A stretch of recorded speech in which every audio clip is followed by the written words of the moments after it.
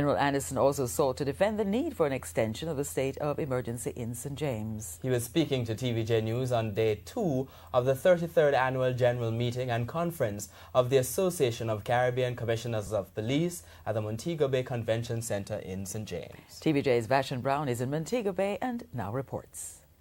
A 5.8% increase in murders so far this year when compared to the same period last year. 2 states of emergency, 2 zones of special operations, and calls for a crime plan. Police Commissioner Major General Anthony Anderson says he's heard the criticism that there is no crime plan. I'm not sure what people are speaking about what they want, but the truth is that we have to do some work and get some things done with respect to crime. There are lots of plans. We have many documents and probably every aspect has been researched. I guess what people want is a common understanding and that we can agree on some things. I think the first thing we need to agree on is that our circumstances are not normal. As it relates to the need for an extension of the state of emergency in St. James, the police commissioner says some critical questions must be answered. Questions like, is it that St. James is now normalized so that the special measures are no longer necessary? General Anderson argues that things are not yet back to normal in the parish. I can't see how a special measure that can give you, is one of the tools provided for in law, is excluded from the suite of things that you can use to address the situation. We have seen since the beginning of the state of emergency a 76% reduction in murders and about a 77% reduction in shootings. I'm not sure what other metric of success we can use. I guess there are arrests and all of that, but ultimately those are lives saved. Now, if it does that, I think it's something that perhaps we should continue to do. The police have been stopping and searching motorists as part of the security operation. Despite criticisms about the effectiveness, General Anderson says the strategy is working. The displacement strategy has led to, obviously, people moving. We have arrested a number of people all over the country. People are just reaching the stage where they're confident enough to give us information. That information is leading us to some of the top violent persons in the parish, whether they're in the parish still or outside. Now, while there is a reduction in murders here in St. James, murders continue to soar in other parts of the country. Let's take, for instance, St. Andrews South, 46 more murders this year when compared to last year, a 209% increase.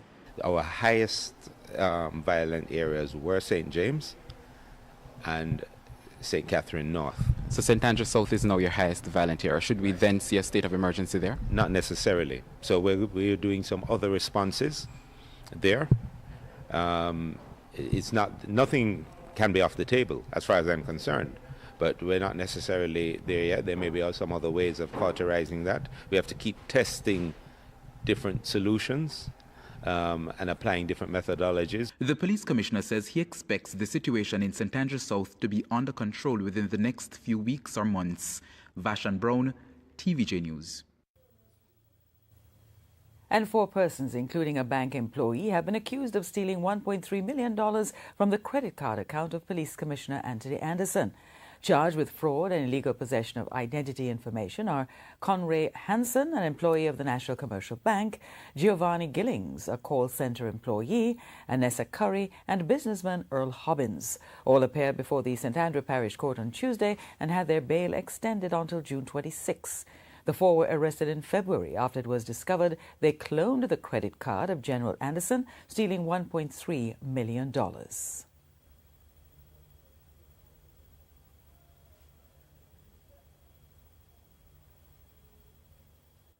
At news time, the House of Representatives was still debating an extension of the state of emergency in St. James. Our reporter Herman Green was in Gordon House and now joins us live. Herman? Thanks, Archie. Well, when Andrew Holness came to the House of Representatives today, he came prepared to convince the House that the state of emergency in St. James was not only warranted, but critical for what he called the success of the operation so far. Now, he listed several points of success. Firstly, the reduction in murders in St. James. He said that since the start of the state of emergency, there were 62 fewer killings between January and April. Now, he also noted that 133 persons have been arrested and charged for various crimes as a result of the state of emergency. 22 of those were for murder. Now, he says the approach being used is carefully organized, orchestrated by the police forces. So it's not just a hear him, scare him, go in and see what they can do. This is what he had to say. I want the public to understand that the police isn't just operating in the dark with a scattershot approach, that they have actually sat down and scoped out the gangs. They have intelligence workups on them. But for them to act, Mr. Speaker, to convert intelligence into evidence is not the easiest thing in an environment like ours, where witnesses don't come forward, where people withhold information, and even if they do come forward, they don't turn up to court. Now, using a graph, the Prime Minister said crime figures from independence in 1962 until 2017 showed that murder was an issue for both sides of the House, both administrations. He also noted that he needed a bipartisan approach in order to deal with crime. On gangs, find wanted persons, and develop the cases around the main facilitators of crime. We are getting the information required to target the perpetrators, facilitators, and erode the capacity of gangs. I want to point out, Mr. Speaker, additionally, 8 persons who were major players in the various conflicts in St. James, who were displaced from St. James, were either arrested or killed while resisting capture in the various operational exercises. Now, from the get-go, the opposition leader, Dr. Peter Phillips, pointed out that the opposition would be supporting the extension this time, but he still noted that he had several concerns. Among those, he said, was the lack of a clear crime plan going forward after the SOE, the state of emergency. He also pointed out that despite the Prime Minister insisting that there was no case of abuse of power by the police, he had an issue with that because the number of persons detained compared to the number of persons charged was just too far. This is what he said.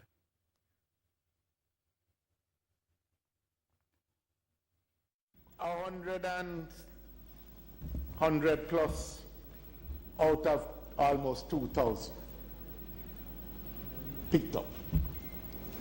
And we say no human rights has been abused. But I tell you frankly, for the mother who don't know where her child is on a night, for the youth who lose him work, for the mother who does not know for 3 days. I can tell you, if my teenage youth didn't return 3 nights and I didn't know, it has happened. Now, a short while ago, the opposition spokesperson on national security, Fitz Jackson, he made his contribution to the debate. So this will be going on for quite some time this evening. Doreen, it's back to you. Thank you, Herman. Meanwhile, we go to the St. Catherine North Police Division, where the other state of emergency is in effect. This is to look at the impact of the security measure on nightlife activities. TVJ's Krista Campbell has been in the area talking to persons. Nightfall and the shutters come down in Spanish Town, St. Catherine. Like clockwork, police are out and about to enforce 7, 8 and 9 o'clock curfews under the state of emergency in the St. Catherine North Division. No exemptions. Shops, restaurants, bars, lounges and even nightclubs, which in some instances don't even open for business by the time they're now being ordered to close. Club S-Class is one such establishment. The nightclub located in Damhead has been forced to close its doors, the owner opting to go overseas to plan her next move. In the interim, vandals moved in on the premises, making an already bad situation worse. It's the first time the club has been vandalized. They robbed the outside bar, stole, thief one of the bulb them, as in the big something the bulb. And it has been real bad. Because right now the rent back up, all the bills them back up, still have to find the rent because the club was leased for a couple of years. Over 20 persons employed to the club, all sent home with little time to make a backup plan. I have my daughters to go to school, I pay rent, be also water rate, and now all of them are backing up on me. Most of the time there, I have to take my phone and call people for come. So right now, you see, we can't have a hire painter. I suppose that I have to try paint. We make the place kind of look bright the same way. Even one whole day, $150. Operators of bars, liquor stores, jerk centers and other night businesses also crying out. I have 2 bartenders. I have to make one go home. She asks if I come back, but there's no money because everything just thin straight down. They need to bear in mind that persons who come to hairdressers or salons to do them hair, they have a job, they have other livings too, so you can't just walk in and like tell persons to, get up out of the chair. Everything for me stopped because the police come. I start at 5 o'clock, and by 7 o'clock the police is here closing down the business, so always spoil. Now there's the fear that the state of emergency may drive away customers permanently. They have to go to Portmore and Old Harbour. Most of the time, them come and them. Sometimes we are serve and the police are push them away. If a man knows that by the time he gets out of the traffic is 9 o'clock and he's not going to be able to have a drink or to have some curry, then the truth be told, he may go to Portmore where there's no state of emergency. The community gets a bit lonely now, so people is not coming here. They're afraid. But from all indications, it seems events are worst affected. I play in Spanish Town, 25,000. And no, none whatsoever. Because we really run the risk of playing the sound and then you hear the alarm and come down with both me, the sound and the selector. No party, no gathering can go on, so we can't give no consignment at all. The drivers are not making any money because it's not everybody drive. So what they normally do is all of us come together, charter a taxi, and we make like 4 or 5 trips, go different places. When you have a party, the hairdresser make them money. The people that sell clothes make money. Shoes sell money. The liquor store make money. The peanut man, the cane man. The babysitter don't have any money now because that babysitter usually stay home with the baby till they go on party and come back. That babysitter is not getting anything. The people them who make posters, what are you going to make a poster for? The picture people them, everybody is affected. The police have been holding meetings with the affected persons and other stakeholders with a view to possibly adjust the curfew times to lessen the impact on businesses and events promoters. But in the interim, suggestions from those involved in events on a compromise they insist will better address the crime situation. The details in the second part of this story. Krista Campbell, TVJ News. Our top story this evening, Police Commissioner Anthony Anderson deflects criticisms there is no crime plan while defending the need for an extended state of emergency. Still ahead, watch what you eat. TVJ News looks at the diets of college students. And welcome back. Continuing the news. 4 persons were shot too fatally in Maypen, Clarendon on Monday night. Reports are that shortly after 8, the 4 persons were standing at a stall along Harris Street celebrating a friend's birthday when people drove up in a grey Nissan Tida motor car. The occupants opened fire and fled. The 4 injured persons were taken to hospital, where 19-year-old Rupert Malcolm, otherwise called Brady, and 20-year-old Collie Spencer, otherwise called Passo, were pronounced dead. it's final exam time and university students island-wide are preparing for those exams. But what are they eating and could they be putting their health at risk? TVJ's Anthony Logg has been speaking with some university students and now reports. Fast food provides a quick fix to hungry students on the go at universities island-wide. At this time, students are preparing for exams and in the midst must make time to eat. Normal buy, whether it be barbecue fry, fried chicken, but it has to be chicken. Sweets, because you feel like you're losing energy, so you'll eat mainly the snacks. I have fried chicken for dinner or stew chicken, sometimes curry chicken. For breakfast I have eggs and cereal. Sausage, donuts, or something that can fill me but not take long to eat. But while some students say it's just filling the gap in what they deem the most stressful time of the school year, Program Director for Child and Adolescents at the University of Technology, Therine Davis, says based on research, students are putting their health at risk with the food they eat. Those meals are really not contributing to their performance in the examination. While it does satisfy immediate gratification, but the energy content does not really sustain for them to perform the best of their ability in the examination. She argues that better preparation could assist in students eating healthier. It has nothing to do with time management. Even if you handle your time properly, it wouldn't matter, because this is the time of the year they push all of the work down on us. One way or the other you're going to die, so if you have to eat, just eat whatever you feel to eat. Now, while some students say they eat just about anything they can put their hands on, others say they opt for the healthier route.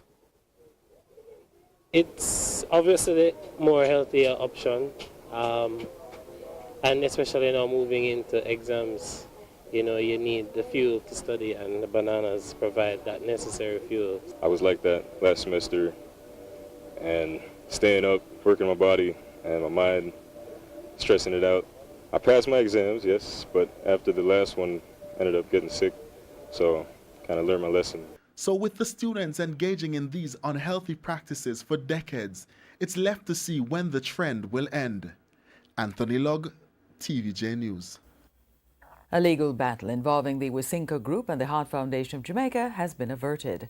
Wysinco Chairman William Mafood published a statement earlier today indicating the company has withdrawn its lawsuit against the Heart Foundation. The matter was withdrawn in court this morning. Wysinco has agreed to pay the Heart Foundation's legal costs. It's reported that the Heart Foundation has agreed not to make any public postings about Wysinco's products.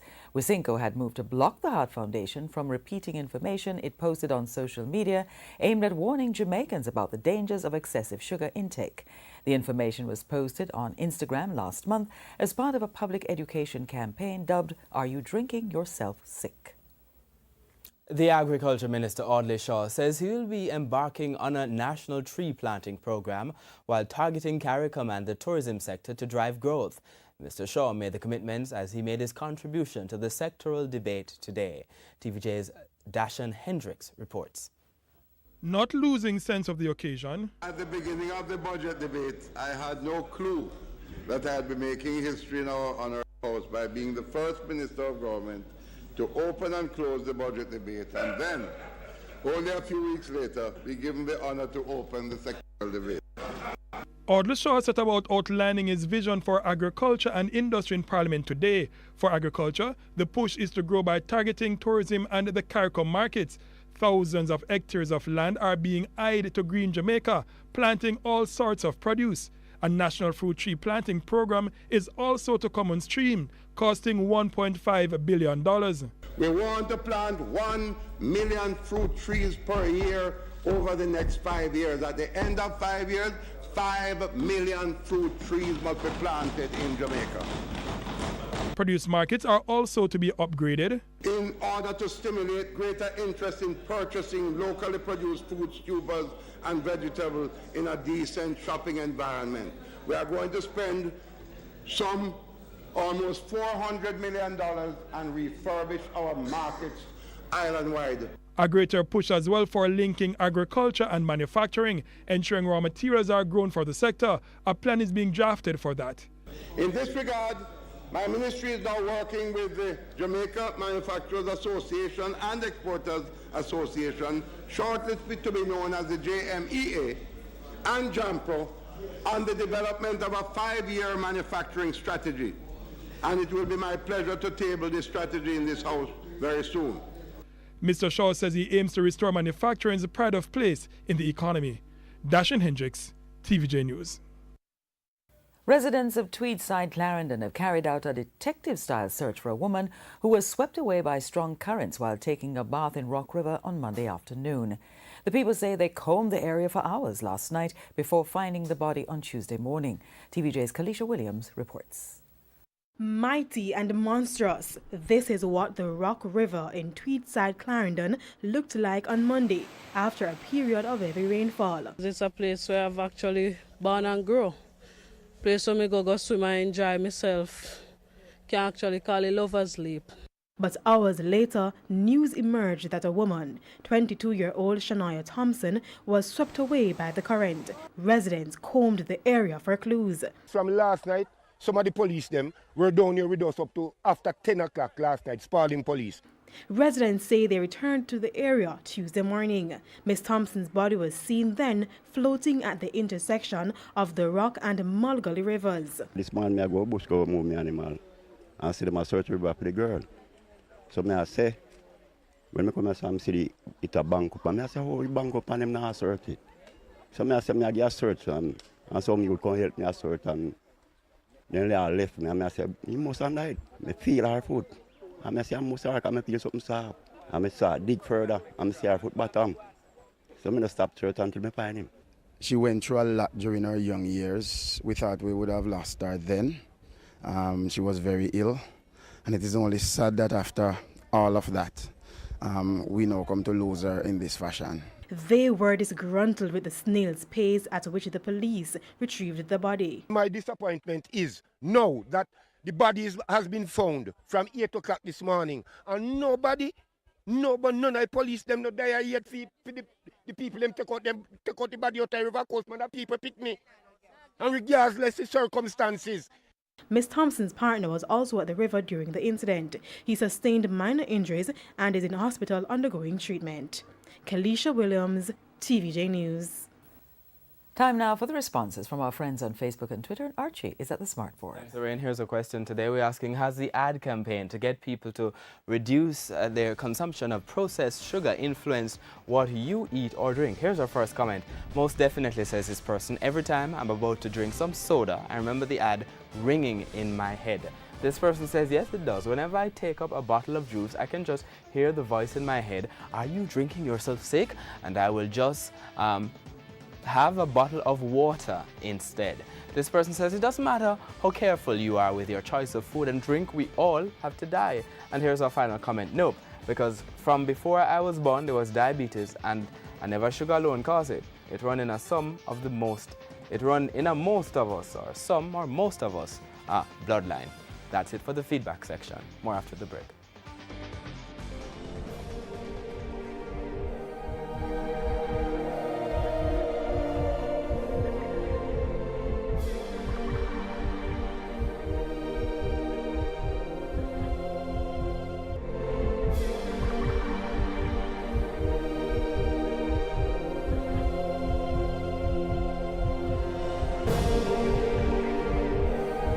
If you have information about any of these missing persons, please call 119 or the nearest police station.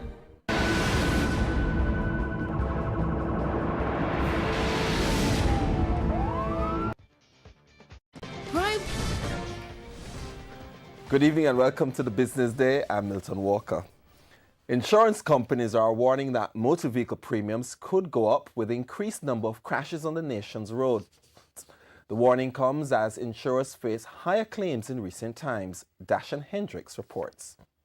Motor vehicle crashes are seemingly on the increase, and a warning it could hurt motorists in the pocket in more ways than one. For the last couple of years now, we've been seeing an increase, a dramatic increase in the number of accidents and also in the severity of the accidents. And by that I mean, the nature of them, the damage done to motor vehicles and the damage and injuries done to people. So it's having a significant impact on us, which ultimately will mean that we'll have to start increasing prices as we go forward. Mr. Paul Layla says that data show insurance claims have increased drastically over the past 2 years. Last year was 16% more paid out in motor claims than in 2016, and I think this year is likely to be much the same. So how are insurance companies reacting to the uptick? The idea for us is we pool up the premiums and then we pay those claims. So obviously, from that perspective, the number of claims is important because the amount claimed If it starts to get close to the amount of premium we take, then clearly we're going to have to increase the prices. So right now, as a line of business, motor is probably losing money for every insurer in Jamaica. General Manager of Jamaica National General Insurance, JNGI, Chris Hines, says part of the problem contributing to the upsurge in road crashes is bad road infrastructure. But he says that the ultimate responsibility of road safety rests with motorists and pedestrians. We really want to try and encourage Jamaican motorists to ease off the gas pedal a little bit, be more careful, be a little bit more sympathetic to those people who are around you, take note of what's happening, don't use cell phones and things of that nature. For the Business Day, I am Dashan Hendricks. Jamaica spent just under $1 billion on imports in January and February. This is a 16% increase on the amount spent over the corresponding period last year. The importation of food, manufactured goods, machinery and chemicals accounted for most of the increase. Exports, on the other hand, were valued at just $260 million. The outturn is that Jamaicans spend 3 times more on merchandise imports than is earned from goods exports. Oil prices declined today to settle at a 2-week low. The price of oil ordered for delivery in June dropped by $1.32 to settle at $67.25. That's the lowest settlement price for oil since April 17. Currency trading ended today with the US dollar selling for $125.37. The Canadian dollar traded at $100.50. Sterling cost $171.54, while the euro is going for $152.19. The JC Market Index rose to a new high today, closing up 67 points as it eyes the 300,000-point barrier. The Junior Market Index, however, lost 12 points. Stocks posting gains today included Access Financial, Berger Paints, Epley Limited, Grace Kennedy, Jamaica Broilers, Main Event Entertainment, Palace Amusement, Stationery Office and Supplies, and Visinco Group. On the losing end were AMG Packaging and Paper, Express Catering, Jamaica Producers, Jetcon, Lasco Distributors, Panjam, Scotia Group, and Supreme Ventures. That's the Business Day. I'm Milton Walker. Good evening. Business Day on Tuesdays, brought to you by Twist, listen for click, drink, and